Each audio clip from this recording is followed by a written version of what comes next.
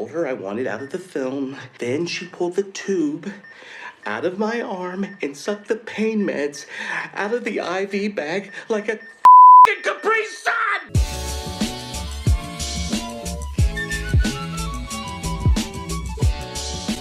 What is up, nerdtectives? Welcome back to another episode of Nerds at Night. I am your host, Blake Weather, and welcome to week 6, where we're talking all about...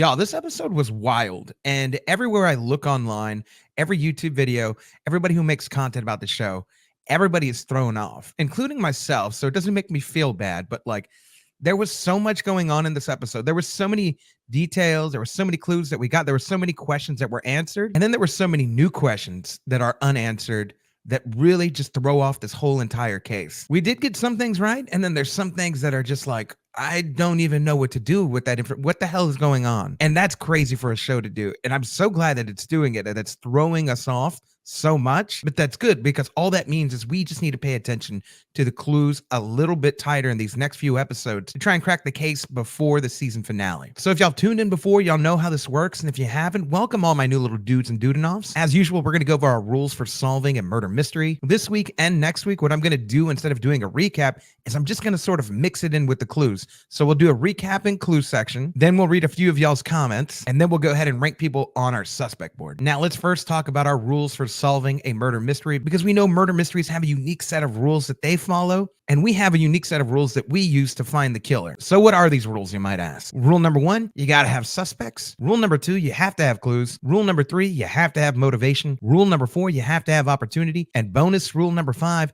you always have to have red herrings. We use all of these rules to solve any murder mystery, whether it's a TV show or a movie. Now with those rules in mind, we're gonna go ahead and combine the recap and combine our clues and go over clues and suspects in the order they happened in the episode. Additionally, we'll ask some important questions in an effort to solve our case. So grab a coffee, grab a beer, grab a whiskey, and let us begin. We first see what we thought was silver tinsel really just shimmery background decor for the brother-sisters documentary. We next see Dudenoff as a real person, and his advice is always keep shooting the camera. We next find out Glenn and Zach Galifianakis have been shot on the photo shoot set. We also see Bev Mellon was on the set and not shot, and the bullet hole looks identical to the one found in Charles's apartment. But during the chaos, where were Eva, Eugene, Tanya, and Marshall? We see Tanya is accounted for after the shot and is now in the lobby, but where was she during the shot? Detective Williams informs our crew Glenn is stable and the bullet ricocheted, hitting Zach non-fatally in the process. We also find out Dudenoff is not in Portugal. He's stateside cashing the social security checks at a bodega so as not to be identified by a bank. Also, Jan has been seen in the city. Detective Williams also gives Charles Saz's remains. Marshall gives Mabel the heads up about checking out the brother-sisters student film, which is about twin sisters killing for the creator and is filmed in Dudenoff's apartment. But how did Marshall know about the student film? During the film, we see Pink Eye Joe, aka Vince Fish, is an actor in their film. Also, is that Cinda Canning? No way, right? The crew visits Vince and asks him about the movie he was in. He says he knew the brother-sisters because Dudenoff used to be his and Rudy's film professor. We learned the brother-sisters were Dudenoff's favorite students, and also they used to play Oh Hell with the Westies. We also see Rudy and Vince are able to pry the once-shut window open. Charles brings up that Dudenoff is back in town, and Vince and Rudy act suspiciously dismissive at the thought of the idea. Gravy is now equipped with the doggy cam and knocks over Saz's remains. Good thing she did, as we find out the remains include 2 left shoulder replacement joints. This now means there were 2 murders. Also, will Gravy's doggy cam come into play to help solve this case? We also find out Saz told Jan about another murder in the building, and this seems to be it. Also, this line is interesting. We throw them off balance, so they just spill the tea everywhere in the rugs and places. From Carpets USA offering me a promo code for a free rug pad. We next find out the brother-sisters were in town the night Saz was shot, and they were trying to visit Dudenoff. Additionally, they were also in his apartment the night of the murder. Next, we find out the second left shoulder joint has been identified by the cops and belongs to Professor Dudenoff. Realizing he's dead, Tawny says it's been 3 years since either her or her sister have spoken to Professor Dudenoff. The crew also finds out the case the brother-sisters carry around has small cameras that they've hidden in everyone's apartments. Will these cameras come into play somehow? Also, who's been cashing Dudenoff's checks if he's been dead? Also, Oh my God, that's it. What do you got? Doug. The guy who used to love Zabar's. His name was Doug. Is Doug important to this case? Is it the guy who used to scream in the lobby about loving Zabar's? I haven't seen him for ages. What was his name? Triple also, who of the Westies been paying rent to this whole time? As the brother sisters are removing cameras from Oliver's place, Oliver finds a camera that's not Tanya and Trina's. All of a sudden, Saz's phone sends text to our crew of videos of them implying the camera is theirs. The whole crew gets a text from Saz's phone saying, "I'm watching you," with eerily similar handwriting to the note found in season 1. How is Saz's phone still texting if it was supposed to be disabled? But it's key to note, Saz's phone has been turned off. And how does whoever has Saz's phone have Oliver and Mabel's phone number? Also, if they've been watched by the killer, did the killer send this text as a joke on purpose? No! Oh, great! From Carpets USA offering me a promo code for a free rug pad. As usual, those are things that stood out to me, but let me know any details or any clues that stood out to you. Hopefully I answered a lot of questions, and hopefully I brought up a lot of questions that maybe you hadn't thought about yet. Again, no matter which way we're going to cut the slice it or dice it, there are still going to be so many questions. There's still going to be so many answers we don't have, or motives that we can try and apply to people. But honestly, everybody in the community of Only Murders in the Building, from Reddit to YouTube, none of us know. None of us know. But all of us are doing our best to try and answer these questions and try and make sense of everything. And a lot of the time we rely on y'all to help us think. And speaking of that, shout outs to all of y'all for the beautiful comments. If you guys saw this week, I went ahead and dropped the comments and fan theory video. Shout outs to everybody who threw in a comment over the last week or two. And if you haven't seen it, it's just like an hour of like reading y'all's comments, going into theories. It's gorgeous. It's absolutely beautiful. Thank y'all so much for making that possible. So as we move into this week, we only had a few comments that were applicable to this week's episode that I hadn't already read. So let me go ahead and pull those up and read those right now. Our first comment comes in from Lucy C3681. Hi, I'm here about episode 6. Just wanted to comment something that I'm not seeing people talk about that much. I think something important in this chapter is when they go up to the meeting. There's a guy that crashes into Howard and goes to help Marshall when he drops the papers. I think they kind of look alike. Actually, I thought it was him without the beard when he crashes. So I don't know, but I think that. Lucy, that's a great point. And I have been reading that theory on Reddit as well. It seems like a lot of people caught that. Like there was this dude who walked. I'll go ahead and play that right here. I'm sure all of you may have heard about our little firearms. I'm so sorry. So annoying. And so I'll say this. It's either one of two things, right? Like, honestly, it's either one of two things. Either, yeah, this dude is like Marshall's twin or something and doesn't have the facial hair. They trade off the facial hair. Very much like The Prestige. Hopefully I didn't give anything away if you hadn't already seen. I mean, that movie's like almost 20 years. Come on, get your lives together. Let's do it. But I'm not giving away in the movie who does that. But I mean, that is very much the movie, right? Like they're a set of twins and they switch off makeup and they live each other's life, right? Like that's a thing. That could be a thing. I hadn't really thought about that. I didn't really think about it. You know, kind of. Marshall definitely looks suspicious in that scene. I'll go ahead and play it again. I'm sure all of you may have heard about our little firearms. I'm sure all of you may have heard about our little firearms. But it's either that, right, that they're twins, or people online are racist and they think all Asians look alike. I don't want to know which one it is. I don't know which one it is, right? Please know that I'm joking when I say, because it could absolutely be that. It could be the show's way of showing us that. Or again, people are like, bro, he's Asian. They kind of look alike. And maybe they kind of, I hadn't really thought about it, but here's the thing. If that's what the show wants to do, think about this though, real quick. If that's what the show wants to do, if that's how the show's introducing us to Marshall having a brother, check this out. It works, right? Because Marshall could be in LA, or the brother could be in LA pretending to be Marshall, right? Then another one could be in New York committing the crime. Also, it works this way too. Marshall could be at the photo shoot and the brother could be the one who's shooting the sniper gun, or reverse, whoever wants to be who at that point. But it works very well if Marshall has a double or a twin in those two instances. It almost aligns great. All we need is motivation at that point, but it does match up with opportunity. So that's a great point, Lucy. Again, it's something going around online. Could it be true? I don't know. I guess we're going to see. Next comment comes in from Deanna Locke 997. I keep thinking it has to be someone who was in the building for a long time. Who has a grudge against all three? Who can silently go about the building without anyone getting suspicious? I keep thinking about Uma. She wasn't happy the cameras were being installed throughout the building. Could she be the one helping, or did she see something? And then the rest of the comment goes into reasons about how it could be Uma. You guys can read the rest of the comment. It's a great comment. It's a great question. It had to be somebody, right? Like with knowledge, at least with knowledge. You got to know the incinerator. You got to know, maybe you do know that the power goes off, right? And that's your whole That's your whole ploy. That's what you want to do. Maybe you do have to know about tunnels. Maybe you do have to have a grudge. Maybe you have been around for 3 years and been plotting this, right? I don't think it's Uma, but Uma be a big hate. Uma have big hater vibes, and it makes me laugh every single time I see her. She's so hilarious, right? She's like the remember the International Player Haters Ball? Like she would be number one. She would win all of that. Remember that for the old Dave Chappelle skit? Yeah, she would win all of that. She is a big player hater, bro. She is not here for all their nonsense. But didn't she did give up some information in season 2 to try and help find Bunny's killer, right? So like, or maybe she did. I don't know.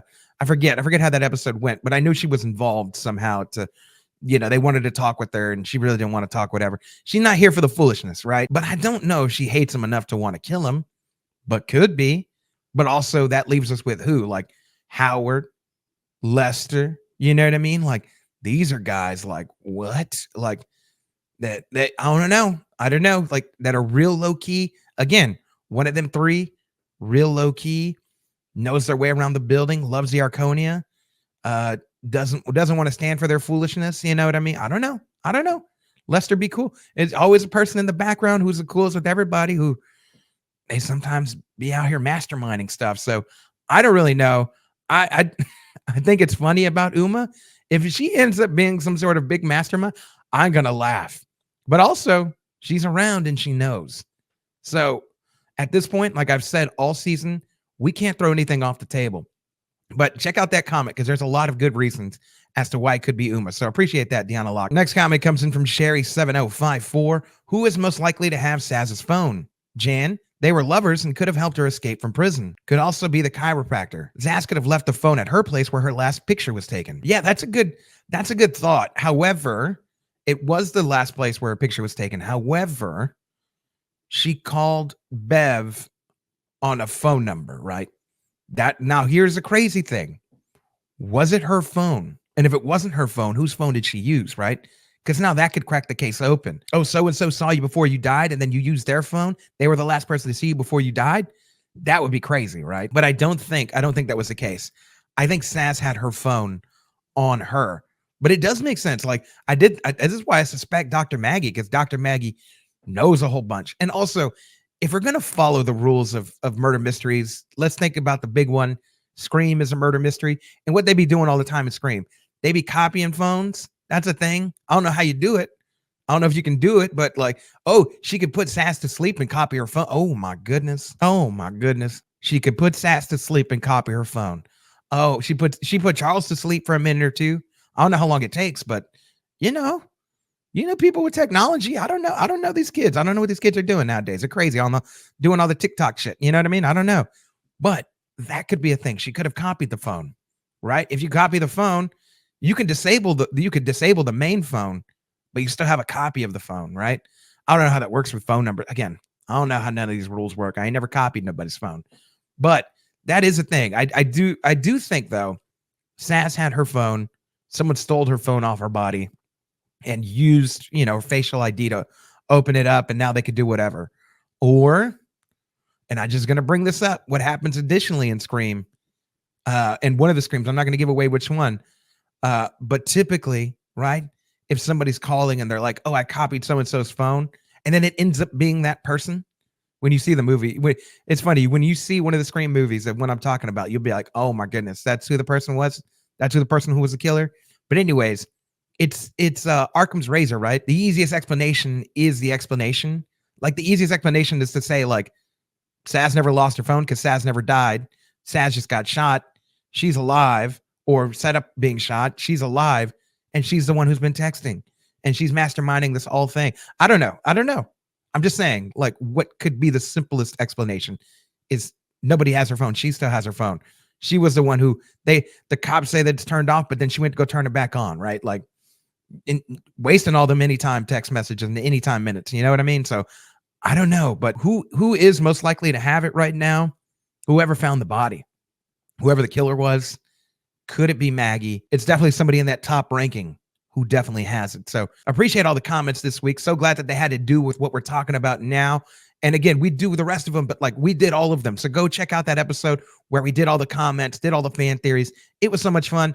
And again, like I said, we'll be doing that at the end of the season as well. So that way we can have one more week together, hang out, and sort of just like decompress from all this stress of like having to guess who the killer is and put together all these clues and stuff. But speaking of clues and speaking of suspects, let's get right to one of my favorite parts of the show. Let's go to our suspect board. All right, we got our suspect board, and let's talk about what we got here. Up at the top, we've got Bev, we've got Brothers, Sisters, we've got Marshall, and we have Dr. Maggie. What I'm going to do, though, is I'm going to move Brothers, Sisters all the way down to probably not. And here's the reason why, right? I think they're just weirdos. I think they're just weirdos who are eccentric and excited about art. I don't think they're the killers. And I also think that the cameras that they put up in their little penthouse, it's going to help reveal who the killer is. I honestly think that. That, and also I think the doggy cam that Howard put on Gravy, I think that's going to come up. I mean, hell, I even talked about in the theory video, in the fan comment video, maybe the pig will point out who the killer was, because maybe the pig was in the apartment, right? Pigs are smart and they can smell. Like, they're real smart animals, right? Like, so we got to give the animal kingdom some respect. We put some respect on their name in this episode. You know what I mean? So that could all come into play, right? So with that in mind, I don't think that they're killers at all. Maybe one of them was involved somehow, but I just don't think so. Not after this episode. We're going based off of episode and episode, right? But that still leaves us with Bev, Marshall, and Dr. Maggie. And that's where they're going to stay, especially after this episode. Like, especially after this episode, all of it. Bev didn't get hurt. Marshall, where was Marshall when everybody was shot, right? Dr. Maggie, what is she? What else does she know, right? Will she come back too? I don't know. We're going to have to wait and see, but she knows a lot of information. Also, too, we haven't seen her. So if maybe it's just me because I'm just, very paranoid right now. We could probably move her down, right? So we might need to move her down in an episode or two, but we're just going to leave her there for right now until further notice. Then we still got Loretta in the maybe. I think I have this this thought that like her and Oliver are going to get married, right? Like by the end of the or something like that. It's setting up that way, right? Where he's trying to get her feelings or what. And she's in the trailer too. If you've seen the trailer for the season, she's in the trailer like more than what we've seen so far. So maybe she'll help them crack the case. I want to, I'm thinking about it. I'm like, maybe I want to move her down, but I'm like, hell no. I still remember you left for LA the day after Saz died. Hell no. And you weren't even, where were you during the time of the party? Where were you during the party? Where were you? Do you know the Westies? I don't know. You have pigtails. There was a picture of a lady with pigtails that scratched out. I don't know. It would be suspicious. Maybe they wouldn't have to live there. She could just be friendly with them. Now that we know that these guys are friendly with people that don't live there, like the Brothers, Sisters, and they'll invite them into Oh Hell, this opens up like a wide range of, who it could be. So I'm still going to leave her there. Still going to leave even Eugene there. I know we're going to see them. They will probably come down after my list after this next episode. They're going to be there. I know we're going to meet Charles' sister, who's going to be played by Melissa McCarthy. We'll add her to the board. Based after that episode, I will move them down. I just want to know. And probably somebody will ask, where were you during the times of the shots, right? Where were you as people were getting caps busted, Let a player know. But I don't know. I don't know where they were. Nobody knows where they are. So until they're accounted for, we're just going to leave them in maybe. Leave them in maybe for the meantime. Now let's go to some people that are on the board, right? And we're going to move them up. And that is Rudy. And that is Vince Vish. And I almost kind of want to move them up further, quite honestly. I'm going to leave them in maybe. And here's what I have. I wrote something down too. I wrote down this crazy theory. Check this out. What if Vince is hiding the fact from the Sauce family that Dudenoff is dead? And he sort of just like gives them a hand, pretends it's from Portugal, pretending it's from Dudenoff. Maybe when we saw him in the apartment, like when he was, looked like he was unwrapping a ham with the Portuguese flag. But what if he was wrapping it, right? As if to be like, hey guys, I'm gonna give y'all this because I just got this in the mail or something, like, right? Like, what if he's perpetuating the lie? What if he's the one? And the Sauce family has no idea about what's going on. Also, what if he cashes the checks on behalf of Dudenoff? What if he cashes the Social Security? And if he did, Was he out and about during the time, right? Like during the time the shootings happened? Where were him and Rudy? And if they're innocent, were they the ones cashing Social Security checks on behalf of Dudenoff, or they check, right? There's only one check, but you get it once per month. And if so, that means Rudy's in on it too, right? Unless he just like, hey, I'm gonna go to the bodega, I'll meet up with you at this place. And Vince went off and did stuff on his own. You know what I mean? That would be smart. So Rudy may be in on it. And also, did he use Social Security money to buy this drone? Isn't that messed up? Wouldn't that be a messed up idea? Bro, cash a dead man's Social Security, go buy you a drone. Shit, go buy you some whiskey, go whatever you want to buy. Whatever you want to buy. Buy your new iPhone. Bro, that is so messed up, bro. That is so messed up, man. But like also too, like, I don't know who all these people are paying. I don't know who Rudy's paying. I don't know who Vince is paying, who the Sauce family's paying. They're all paying $200. Do they just all give it to Vince and be like, yeah, send it off to Dudenoff, right? And he's like, yeah, I got you. I'm gonna go take care of this. Or does who's everybody paying? Because it's not the front office, you know? You're sending it off to Dudenoff. So it's like Vince just like checking the mail, right? And being like pulling it from the mail, and he's collecting the 200, using the Social Security maybe to cover their rent, the rest of the rent, or whatever. I don't know how this is working, but I do know where are these two? If these two were out and about during the times of the shooting, we need to know. I got some questions about where were you, right? Where were you? And who is the one who's cashing the checks between y'all two? Because it's one of y'all. And especially Vince. If we didn't see that hand with that damn flag, I wouldn't be as suspicious, right? But I highly doubt somebody else is handling the finances of Dudenoff, and then just like leaving a package that has a flag and a ham on his front door. That's silly. That's crazy. That is crazy. That is not happening. We see that he's got it, so he's involved in this hustle somehow, for sure. I even want to move him up, but I just think he's guilty of just scamming everybody and being like, yo, I know the dude is dead, and I'm sorry to tell everybody that I've been running the hustle on y'all, but also like we've been protected, so what does it matter, right? No harm, no foul. We've been living really cheaply, but he died of something, right? But I know he's dead. I don't know. Something like that's going to happen. And again, either he killed him, which I don't think Vince would do it, but or you know, obviously Dudenoff dies, natural causes. But hey, cremate me on the Arconia? What, bro? That's wild. I don't know. Now I'm leaning toward murder. I don't think that the dude would just be like, yeah, I'm dying. I'm done. I've got COVID or I'm dying. You know, hey, just burn me in the Arconia. Nobody will ever know. I mean, but maybe it's a TV show. They could do whatever. But anyways, them two are being moved up. Everybody else is going to stay the same. But I know in 2 episodes that our crew is going to come face to face with the Westies, and we're going to get a lot of answers. And then based off of that, we'll be able to deduct like who exactly is doing what, and have like the last mystery of like, is Saz dead? Is Saz not dead? We don't really know. But those are the big changes that I have. So I almost want to move Zach all the way down, but I can't yet. Also, I realized I didn't have Glenn. I don't know where he went, but you know, it's the internet. Things happen. But yeah, we've got him and maybe as well, but he got shot, right? And he's down for the count.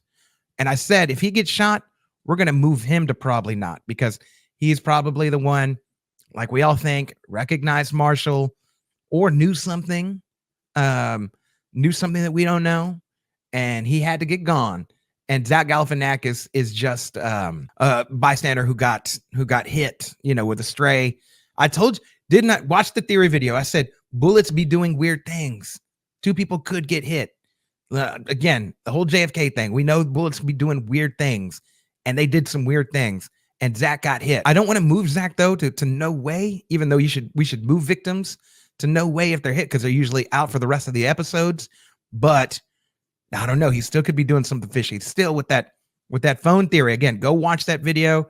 That phone theory is still got me a little creeped out about Zach.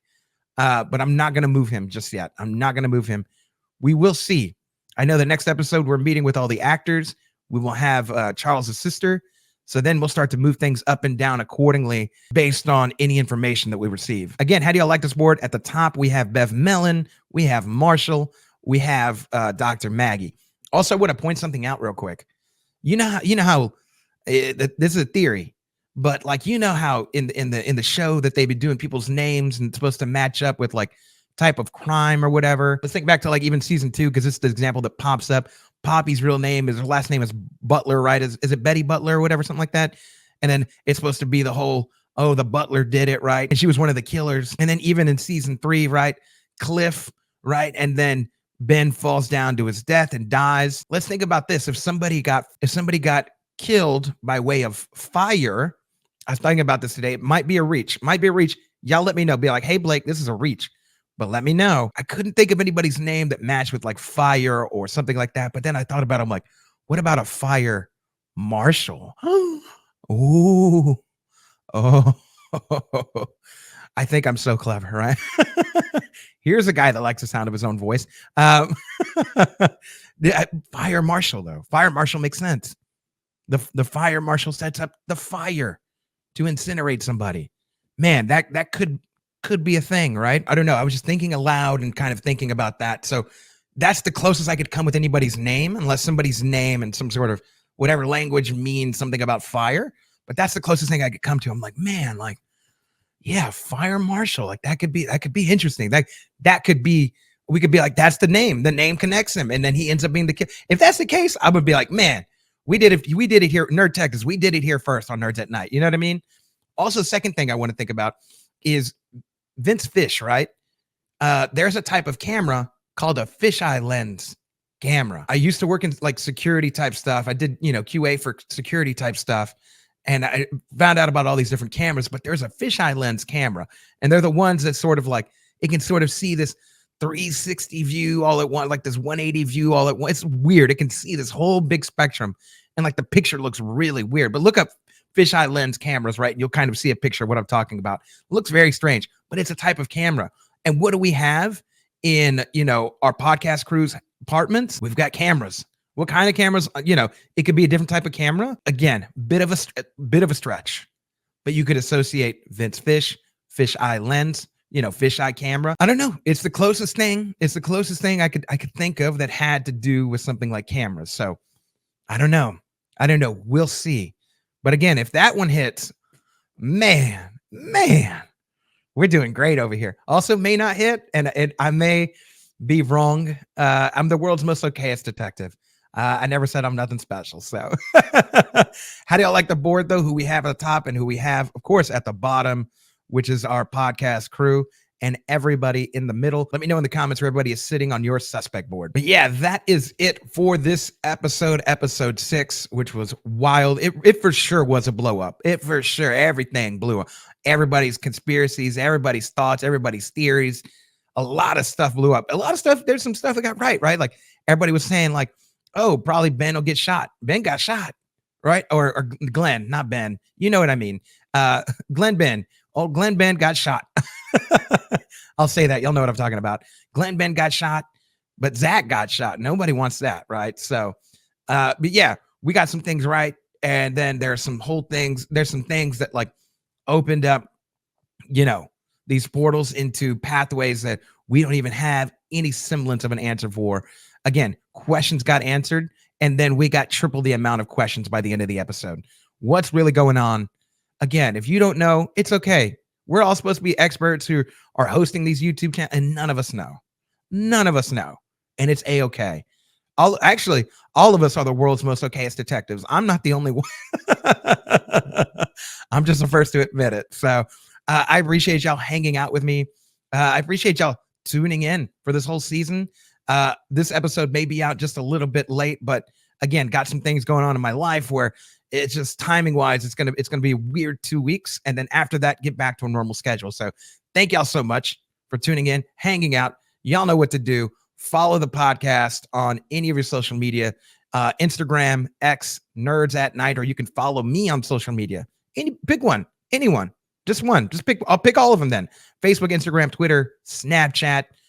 If you're TikToking, I don't really TikTok anymore, but like, you can find me, Money Blakeweather. You can find me, Money Blakeweather, on all of those. And then check out the rest of the content in between. And if you haven't seen the latest episode before this one about the fan theories and comments, go give that a listen to. might open your mind. Even though we did it before this recent episode, it still holds up. Like there's still some good theories, still some good thoughts that may have you think about something that could open your mind to be like, oh, I've got a thought that will crack this case wide open. And I want to hear from you when that happens. So appreciate all the love.